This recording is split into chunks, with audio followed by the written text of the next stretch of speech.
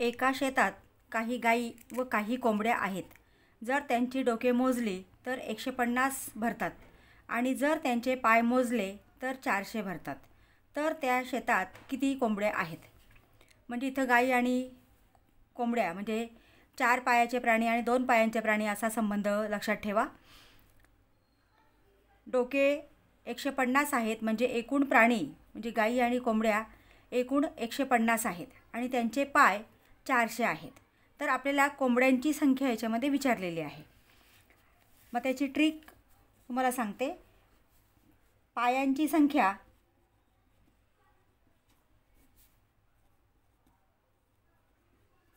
वजा 2 गुणिले डोक्यांची संख्या.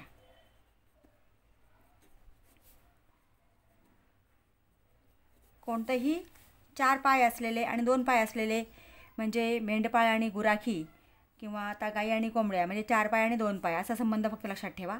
आता पायांची संख्या उदाहरणात दिलेली आहे आपल्याला 400 वजा 2 गुणिले डोक्यांची संख्या आहे 150. मग 400 वजा 150 गुणिले 2 300. मग 400 वजा 300 बरोबर 100. आता आपल्याला 4 पायाचे प्राणी काढण्यासाठी 4 पायाचे किंवा 4 पाय असलेले प्राणी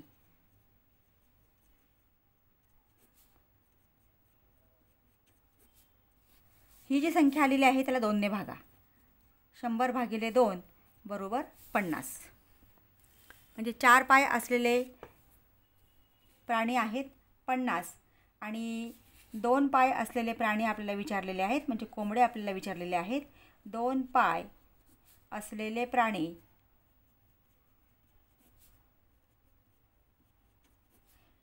एकूण प्राणी आहेत 150 कारण डोके 150 आहेत म्हणजे प्राणी 150 वजा 50 बरोबर 100.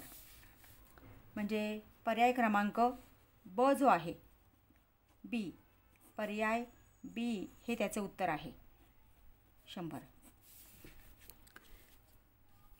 विद्यार्थी मित्रांनो, व्हिडिओ आवडला असेल तर लाईक करा आणि असेच नवीन नवीन ट्रिक्ससाठी चॅनलला सबस्क्राईब करा. थँक्यू.